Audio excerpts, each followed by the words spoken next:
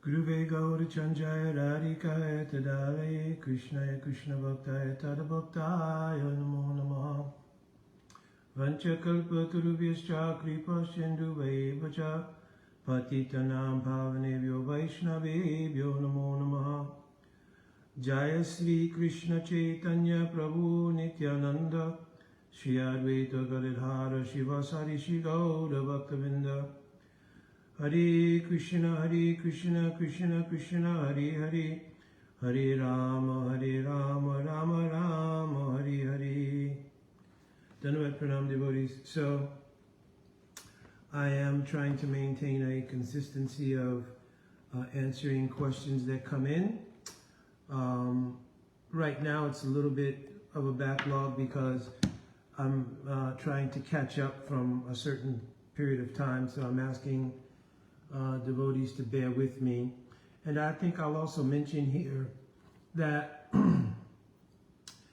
if you can reach out also, and I think I would be benefited by this as well, that there are many stalwart devotees who are much senior to myself and have depths of realization. They're also many times very, very busy, I understand. But if you also reach out sometimes to those devotees, if you are pressed to get an answer, if you're trying to find something quickly, sometimes you could reach out to devotees. If you inbox me, I will send you some devotees whom I have very great faith that they could answer any questions that you have. You just have to be very patient for the answer. Of course, you could be saying, well, I have to be patient in one place, why not be patient here?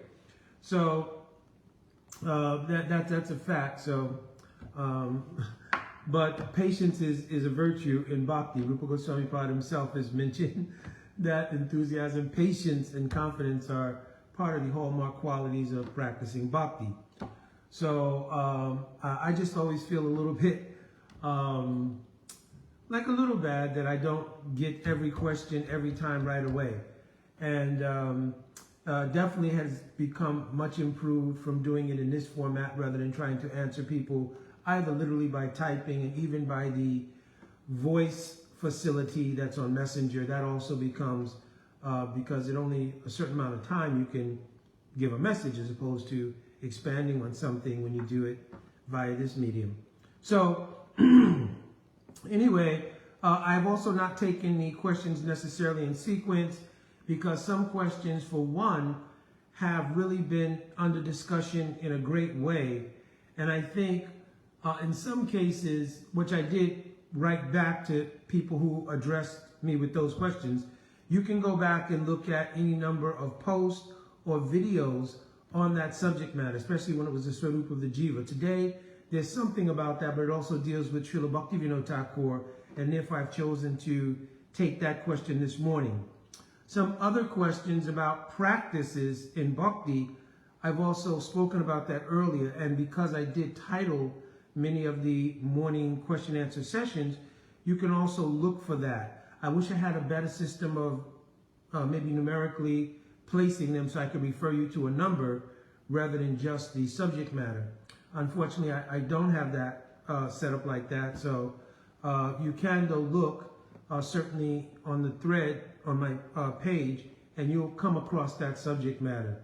And just as a matter of course, if that doesn't happen and you write back, say, well, Mukunda either is too old or I didn't find it or whatever the case is, I can either answer you directly or, you know, if I see that it's something that's so much pertinent to so many other people, then I'll answer it on this format again, right? Maybe a short answer, but I'll answer it again here.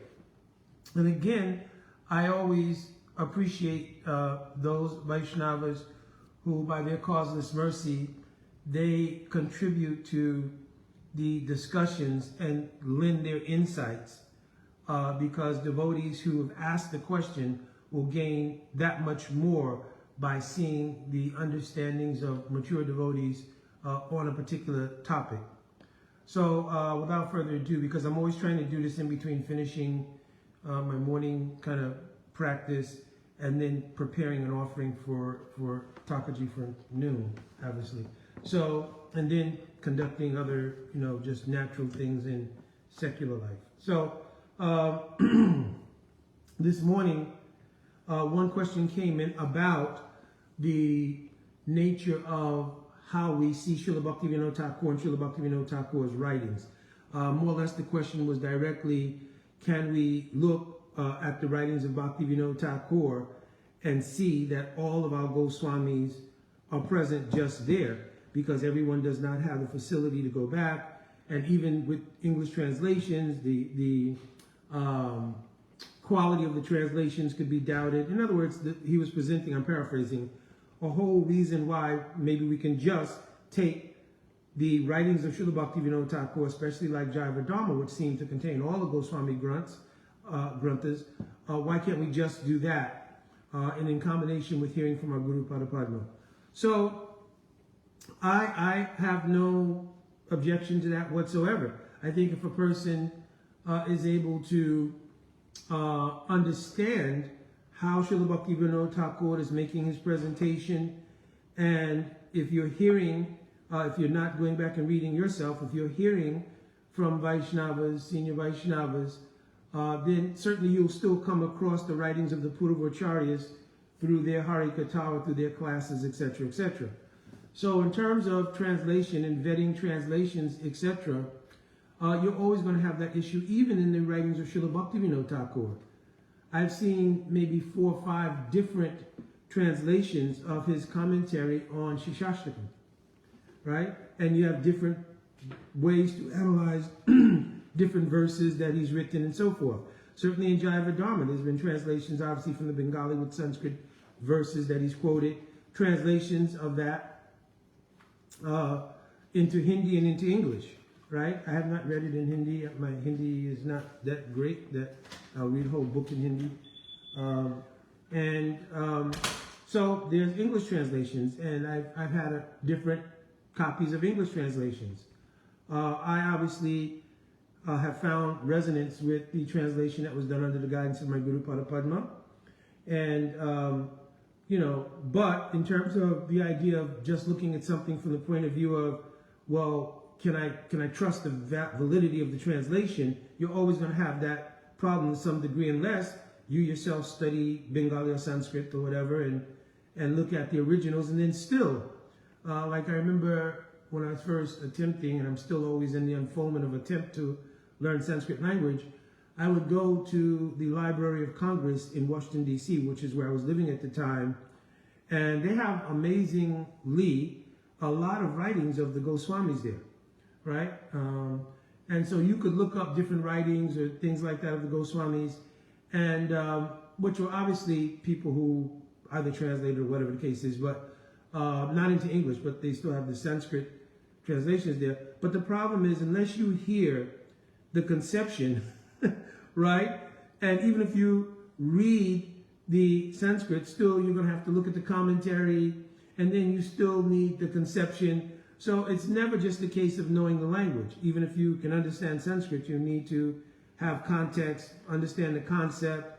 And a lot of things, especially in the writing of Srila Bhaktivinoda Thakur, also deal with historical situations, like he's writing at a certain time, right? And though his writings, just like Srimad Bhagavatam, the word Purana, like Bhagavad Purana, means Pura Api Navam. Something that, even though it is very old, it has relevance eternally. So the writings of Srila Bhaktivinoda Thakur are like that. They're not that, though he wrote with consideration of a certain time and certain historical events that were going on, that his writings are limited to that time. His writings are based on the absolute and eternal teachings of Srimad Bhagavatam and our Guru Parampara. So they are eternally manifest as relevant and important teachings in spiritual practice and unfoldment into spiritual perfection. So we should not at all have that idea. But on the other hand, we should also know that Srila Bhaktivinoda Thakur wrote with a particular intention and purpose in mind. So the particular intention and purpose, if you wanted to put it in a nutshell way, was that the Bhada Jivas in this world should understand the absolute perfectional nature of spiritual life in the form of Sudha Bhakti. And that the object of that Sudha Bhakti is Bhagavan. Bhagavan always means, along with his name, form, pastimes, dham, parikars, etc. So understanding the totality of Bhagavan and understanding the methodology by which one obtains Bhagavan. This was the sum and substance of the motivation in the heart of Srila Bhaktivinoda Thakur in his writing. He was not trying to rewrite what had already been established as Siddhanta by so many previous acharyas, like Jiva Goswami, Shri Baladevi Jabhushan, etc. He was writing with the purpose of establishing what is bhakti, what is the jiva, what is the relationship. That was his purpose and motivation. So he wrote in forms that dealt with that trilogy, Bhagavan, the jiva, and the process of obtaining Bhagavan. He did not, though it would automatically happen that so much Siddhanta would be explained and so many other things, but when you look at the nature of the writing, it's writing with that intent in mind. And because that was the intent in mind, he wrote in such a way also to accommodate what he mentions in the 15th chapter of Jaiva Dharma. He wrote in a way to, in many cases, give indication of things, not to directly state those things. So giving indication means, because he acknowledged in the 15th chapter of Jaiva Dharma the fault in Prakat Bhasha, means material language. Because it is trapped, first of all, by past, present, and future, right? When he uses words like created, manifested, so forth, you cannot avoid the implications of the conditioned souls relating to past, present, and future. So it's not possible to avoid that in trying to explain something. So what to speak of trying to explain it in Bengali, then translating that into English and making the concepts work with that same mentality in the Bhada Jivas, make it work in that context, right? So Srila Bhaktivinoda Thakur said, therefore, give some leeway to the fact that that's the reality of language. That words will never absolutely capture the reality. So because especially he's trying to encapsulate that entire concept I just mentioned, Bhagavan, the jiva, and the relationship, right, which is what all of our acharyas done, sometimes in specified ways, sometimes in voluminous writing covering many, many books, etc., etc. Though Srila Bhaktivinoda Thakur wrote voluminously also, but Jaiva Dharma is like a work which kind of, in one sort of synopsis, puts it all together. So he's asking for some leeway in the idea that Prakat Bhasha, material language, cannot grasp or fully explain every concept. And in addition to that, the jivas themselves he describes as pramad. Pramad means, they translate it as inattentive, but pramad also means, mother means like intoxicated. So pramad would mean like completely intoxicated by the nature of samsari life, means material life. So we're not any different than the jivas he was addressing at that time, right? And I don't think it was, in fact, time specific, that particular statement, that the jivas, Bhada jivas are pramad, right? So we are also pramad. You know, so many things going on in the material world, and we're trying to, in the midst of that, digest the absolute truth. So Bhaktivinoda Thakur was writing in a way to accommodate those factors. One is that the jivas are pramad, and two, inherently in Prakat Bhasha or material language, you cannot fully grab or contain the eternal absolute spiritual concepts. Right? Just like our Srila Prabhupada, he did yeoman's work in translating conceptions in such a way that, you know, from hippies or whatever, people could digest it and actually take up the process of bhakti. Of course, so much had to do with his personal Shakti, as well as Bhaktivinoda Thakur, any of our pure Vaishnavas. Their Shakti is what allows really, ultimately, the understanding of what they've written or spoken to become digested.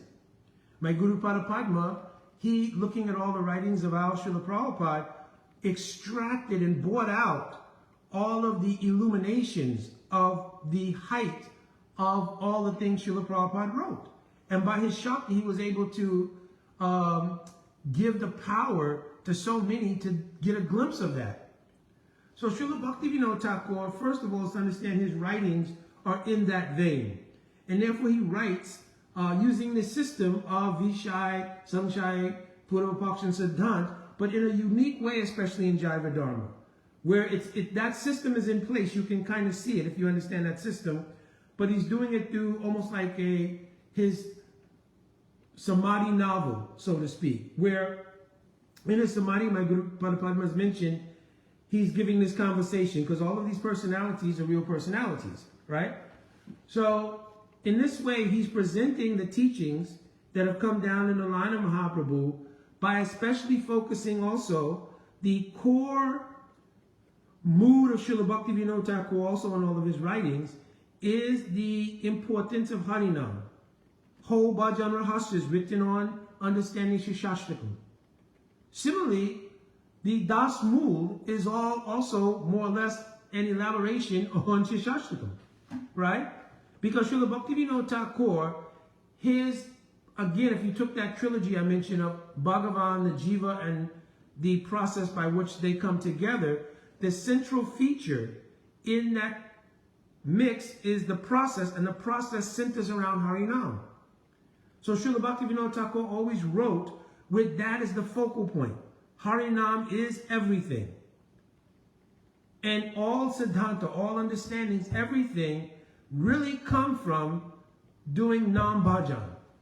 Therefore, in the 15th chapter, he told to Brajanath, listen, I've explained all of these things because Brajanath's question was, what is the Tashta Swabhav? What is the nature of the marginal Swabhav or nature of the Jiva? How he comes under Maya, etc. So he explained all these different things, even quoting from the Brihat Aranyakya Upanishad, so many different things. But then he concluded, listen, I've told you all of these things only as an indication. Because the jivas are pramad, they really cannot grasp, right, everything. And even if I told you, you wouldn't understand. He goes as far as to say, even if I tell you, you won't understand. Therefore, try to realize it. Don't even inquire about it from others. Try to realize it in your Chit Samadhi, means in your Bhajan life.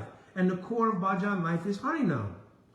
So Srila Bhaktivinoda Thakur, the essential features of his writings was again the establishment of the relationship between Bhagavan and the Jiva, and that the essential means of attaining that is Nam Bhajan spread out through the process of Bhakti, which he goes on to elaborate through all the chapters of Jaiva Dharma. Right? So, also in the course of your questions, you asked about some very specific things like, does he speak about inherency of Bhakti?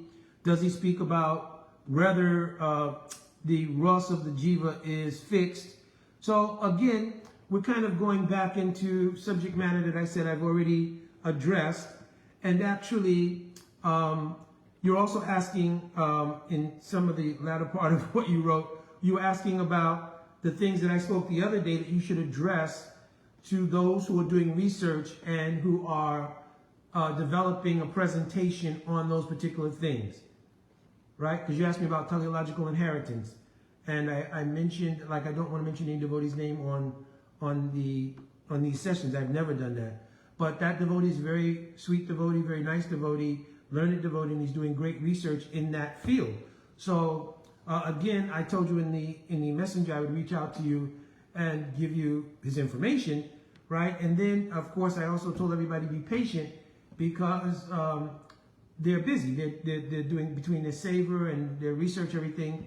So you'd have to be patient to get a reply, right? So that's one thing on that point. The other point that you asked me about was whether or not the Ras is fixed, and has Bhaktivinoda Thakur said anything about it. So I did pull up from Jaiva Dharma, right, because I remembered, but I didn't want to, in this particular case, just paraphrase what was said, but I'll read directly what was said about that fact. So this appears in the 26th chapter of Jaiva Dharma, and Brajanath asked the question, is the Ross a principle that is predetermined? So first of all, this is a sort of entrance into Srila Bhaktivinoda Thakur's discussion on what is Rasa Tattva, right? So because Rasa Tattva begins with the Sthai Bhav, right?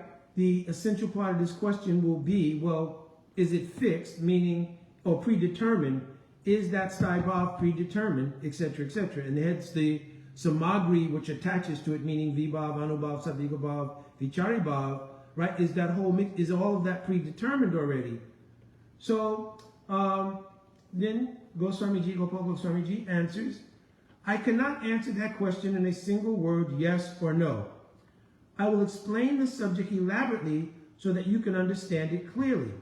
Then he goes on to first describe what is the Sthai Bhav. Okay? So then he says, the Krishna Rati about what you have heard from your Gurudev is called Sthai Bhav. So he first clarifies that already your Gurudev has told you about what is the Rati, what is Krishna Rati, which is called the Sthai Bhav. Right? When other components, samagri, of rasa are combined with that Sthai Bhav, the result of the resultant manifestation is called Krishna Bhakti Rasa. Right? So now he's going to explain again, because Rajanath is going to want to know clearly what is the Sthai Bhav, because that's the basis of everything else in terms of rasa. And he's going to want to understand if that is predetermined or not. Will you kindly explain in detail what is the Sthai Bhav and what are the constituent parts of samagri or rasa? We have heard from our Gurudev about Bhav, but we have not heard about how Bhavs combine with each other to form Ras. Right? So he asked him about, first, make clear what is the Sthai Bhav. So Guru Goswami, ordinarily, he's explaining now what it is. Ordinarily, at the stage of Bhav. So the stage of Bhav we know means Sura Sattva Viseshatma Prem Suryamsa Samyabha Ruchi Vis Chittamasrinya Kriso Bhavuchate. Having performed sudden bhajan, going incrementally through stages from Shraddha to Sadhu Sangha to Bhajana Kriya to removal of anathas, Nishtha, then Ruchi in Bhajan. Ruchi in Bhajaniya means the object of your bhajan. Then the descent of Swarup Shakti. This stage is called Bhav. Right? So that was already previously explained. So he's saying, Bhakti is Krishna Rati. That Bhav, that when things, Swarup Shakti descends, that is a Krishna Rati or a Sthai Bhav. This Rati arises in the heart of the Bhakta. Now he's describing its origin from the sanskars of past and present lives. So, because it's mentioned in Bhakti Rasamrita Sindhu, what is it? Praktana Duniki Chashti Yasyat Bhakti Vasana Tam Eva Rasashwadya Tasya Eva Riddhi Jayate. That the particular unfoldment in Bhakti up to the stage of Bhav, where has it come from? So, Srila Rupa Goswami Pad has written that it is coming from the previous impressions that were quiet. Praktana means previously and Adunik means currently. So the continual impressions coming from Bhakti itself, right? And Bhakti itself is manifest in sadhus, right? Krishna Bhakti Janma Mula Shalu Shanga, right? I just posted the other day a very wonderful explanation of this from Nitya-lila Pravishtam Vishnupad Paramahansa Astotar Sisiman Srila Bhakti Vigan Bharti Goswami Maharaj. He gave such a wonderful explanation. First he starts speaking in Hindi, but then he speaks in English because he's addressing devotees in Badger, right? About the nature of Sadhu Sangha and its relationship kind of to everything. And I had previously spoken about that. So to have found that video just was really, I considered a mercy of Maharaj. Right, so I actually put that on my thread, so you can go back and look at it, and that will give more insight. So he says that this came as a result of past and present sanskars, and it develops further to the stage of rasa when it becomes the very embodiment of ananda. And then he goes on to describe the samagri of rasa like vibhav, anubhavs, sattvika bhavs, etc. And he breaks down what is vibhav, alamban, and udipan, etc., etc. So this is what he has written about the predetermination of a sthai bhav. Now, I know you have not written in your question, but I know there's implication. What of the statements of our Guru Vargas regarding the already existing presence of a particular mood and everything related to that? So I think I mentioned very clearly on all of the presentations that I made, and I know there's other angles of vision on this, and again, you could hear from others and so forth on this matter, right? But my understanding has been that my Guru Parapadma has mentioned that everything, including the sthai bhav, everything exists in potentiality.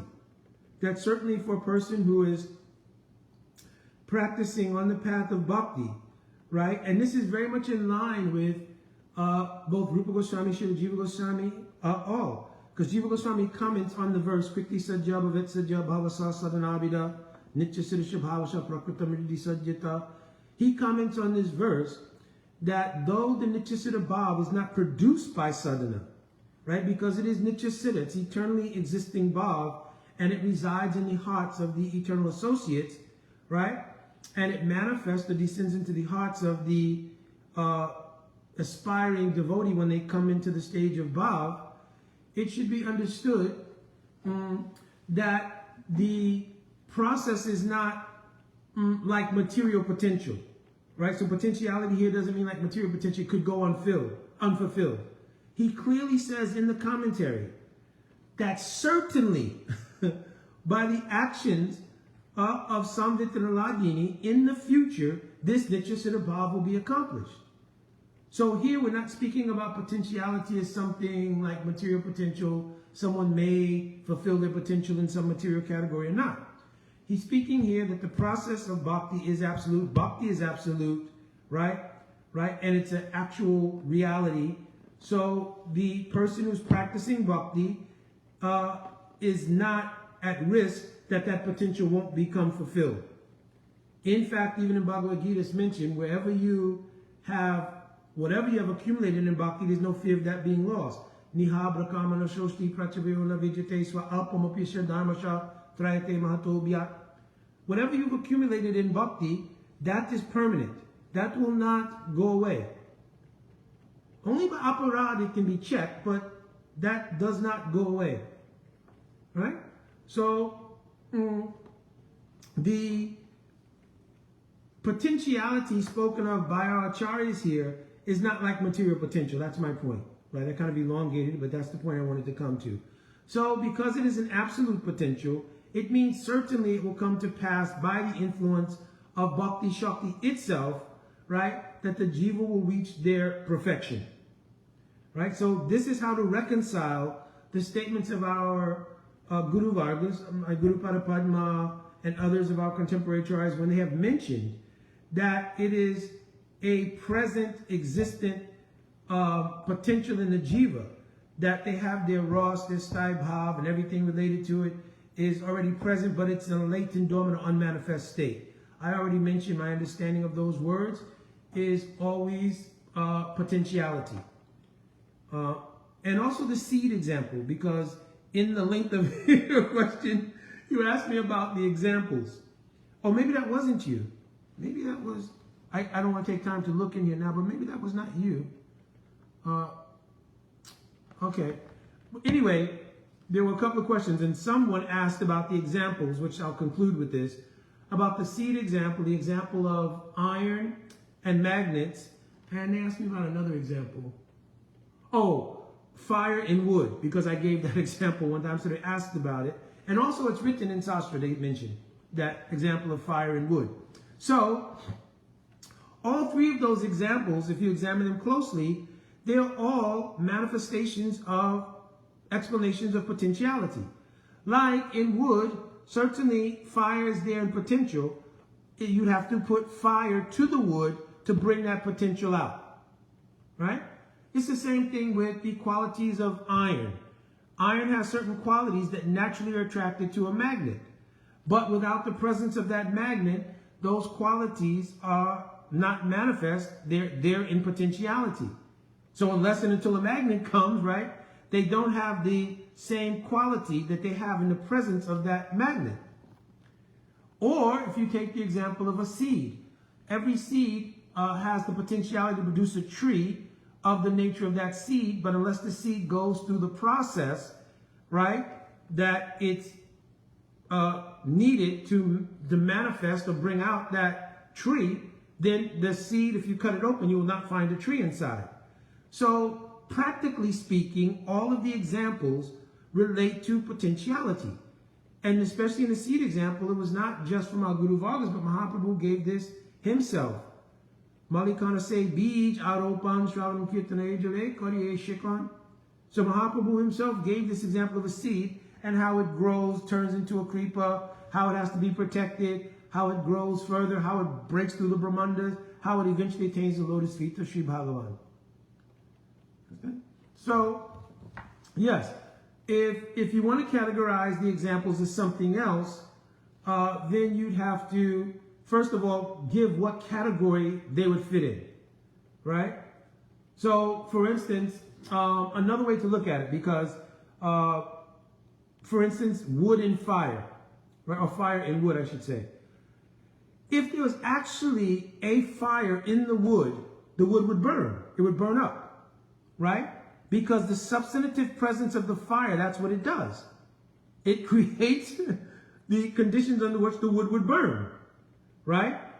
But when it is there in potentiality, it does not burn. So even though fire is there in potentiality, the substance of fire is not there. So what is there? Potentiality. Right? So this is not like some super difficult thing to digest. Same thing in a seed, right? And if you want to call them potencies, you can, right? Because it's still tantamount to the same thing. So if you say there's the potency or potential in a seed to grow a tree, well, that's a fact. So when it comes under the conditions that bring out the growth of the tree, then those things will start to come out. But the tree was never in its fully blossomed, functional, giving fruit form inside that seed. You could never have broken open the seed and gotten the fruits. That's just real. So it existed there as a potentiality. The very good example is that seed is going to produce that tree with those fruits. So this is the way that our contemporary Guru Vargas spoke about these examples, and very wonderfully gave the idea and the concept, right, of how we can understand while we're performing bhajan what's actually happening. That we're in incremental stages through the influence of Swarup Shakti.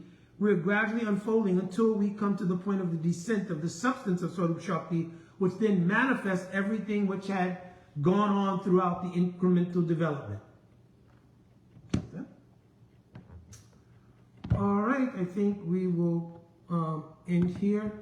Again, I have to look back, Prabhuji, to see if I missed something in your question, because I think the example questions actually came from someone else. So I will look at it again and then maybe message both of you to see if everything was okay or that your question was answered. My dandavat pranam vancha kalpaturubhyascha kripa sindhubevacha patitanam pavanebhyo vaishnavebhyo namo namaha. Jai Radhe Radhe.